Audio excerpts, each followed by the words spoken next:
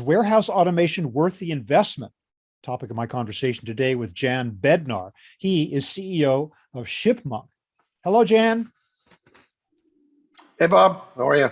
Good. Thanks very much for being with me today. I really appreciate it. So, you know that with this scarcity that we're currently experiencing of warehouse labor on top of growing inflation, two big mega trends we're seeing right now, how much does today's automation reduce the reliance on labor successfully? How much does it take the place of human labor? So I think just like anything, and it's kind of the most universal answer, I think it really depends. I think automation can play a massive part in reducing the dependency on labor and reducing the overall cost, but it has to be applied properly and to the right type of operation. And I think you have to make sure that you're accounting for all the different unforeseen impacts of automation that it can bring to the operation in particular, which what that means in reality is that it's one thing to kind of calculate the ROI of the automation on paper, but kind of understanding the additional complexities that the automation brings in other areas, whether that's some supplemental labor or maintenance or additional kind of investments that are required to make into the operation, or also the loss of flexibility, all have to be accounted for when making a decision around automation and ultimately deciding which way to go. And I don't think that automation is the solution for all companies. I think it has to be properly evaluated and decided based on the current conditions of each individual company. Well, what are some of those criteria? I mean, obviously, as you say, the current conditions of each individual company, but does all have to do with the type of product, the size of the warehouse, the way the warehouse is configured, distribution patterns. I guess all those things have to be taken into account, and of course, the availability of labor.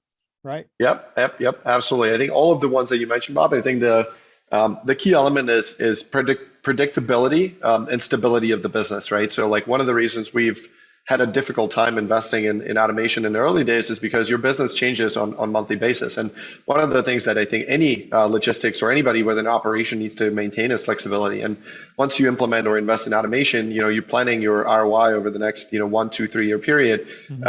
If your business changes, it could be pretty detrimental to the automation use case, and you might just as well throw it away because it totally doesn't fit your business model anymore. So in our particular example, for example, right, like we might have an average product size of 1.5 pounds, and and it might not be larger than a soccer ball, and so we build an automation for that particular business. But something might happen in the market, we suddenly have to pivot to ship larger products, and suddenly we can't fit the larger products into our goods to person system, and the system or the solution that we've built no longer kind of matches the needs of what we have. Now, this is obviously a hypothetical scenario, but I've seen this happen in the past where people build the automation so tight because the more specific you're building into your operation, the better ROI you can achieve for your particular use case.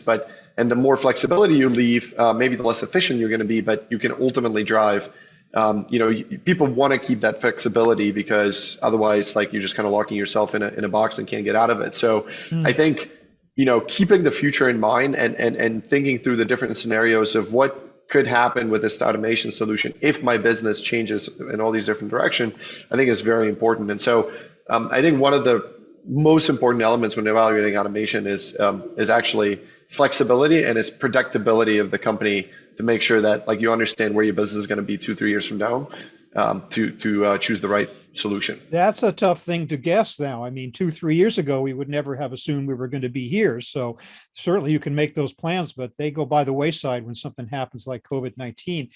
To what extent is automation today in its current innovative form purpose-built specific to particular products and layouts that makes it impossible to adjust if conditions do change versus a more generic approach and a type of automated system that can handle change?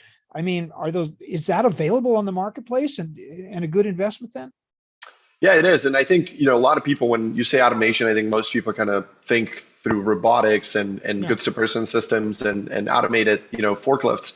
I think a big element of warehouse automation is software, which is kind of the first area that like we've been specifically investing very heavily and kind of trying to take out as much of the human element out of the warehouse decision making and ultimately invest in algorithms that drive the decision making on the floor and inventory optimization, slotting, kind of movement of the warehouse, tracking people's performances. Like those are kind of we could call it low level automation, but it's an extremely important piece of any kind of warehouse, right? So I would say that's kind of the first piece that I think most companies need to get right to even kind of enter into this next hardware phase of automation. And when you get to the hardware phase of automation, there's definitely solutions in the market like Locus Robotics, for example, which we've partnered with a couple of years ago, which provide a lot more of a flexible solution, which are individual robots that can be kind of configured to the different size products.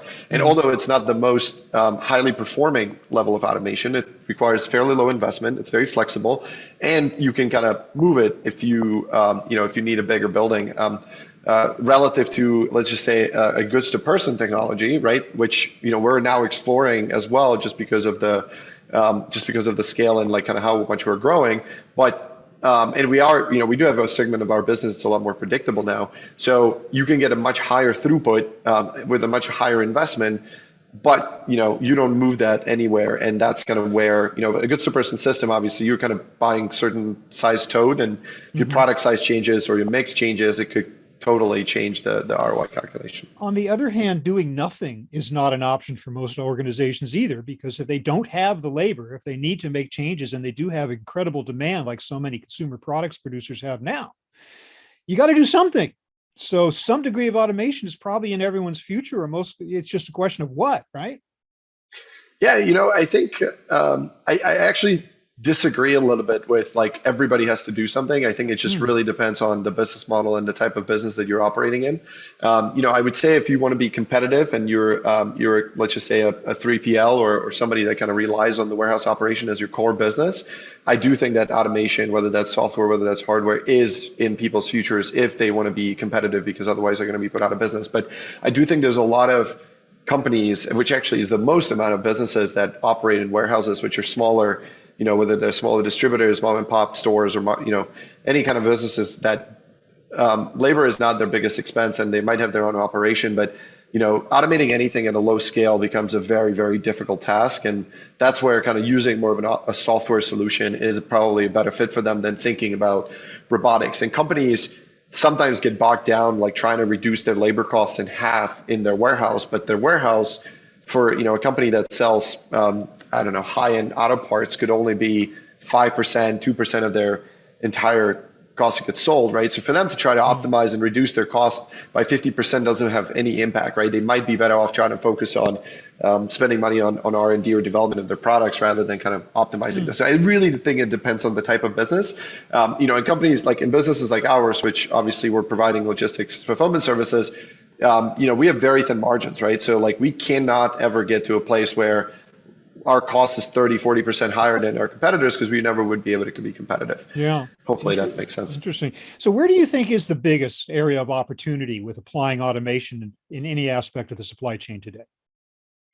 I keep going back to software, but I really think that, hardware is obviously, kind of the most logical place where most people would go. I would say starting with software is kind of the first and probably the one area where you can have the biggest impact. And whether that's optimizing picking routes to your pickers, or kind of predictability of inventory forecasting, like whatever that might be. I think that labor management, a majority of warehouses that I toured today, I'm yet to see most of them actually implementing a labor management system, which is so important, because if you have a solution that you can have a picker that picks 80 lines an hour, and with an automated solution they might be able to pick 300 lines an hour, but if you don't have a proper labor management system, you don't even know what they're actually picking, and you can't keep them accountable. So putting a system that allows the picker to pick 300 lines an hour into a building where you don't even track it is total waste of money, right? Because you first, I think, really want to make sure that you're managing your labor and your workforce with the tools that you have to kind of understand the productivity, and then implement the automated solution to be able to track it. Because if you implement it without without tracking it, it basically is lost investment, because you can't even ever calculate whether it was a good investment or not. Okay. Well, Jan Bednar of Shipmonk, thank you for helping us to understand the nuances of the issue of applying automation to warehouse operations at a time of rising inflation and labor shortage. Thank you very much for being with me today. Appreciate it. Thanks, Bob. Appreciate it.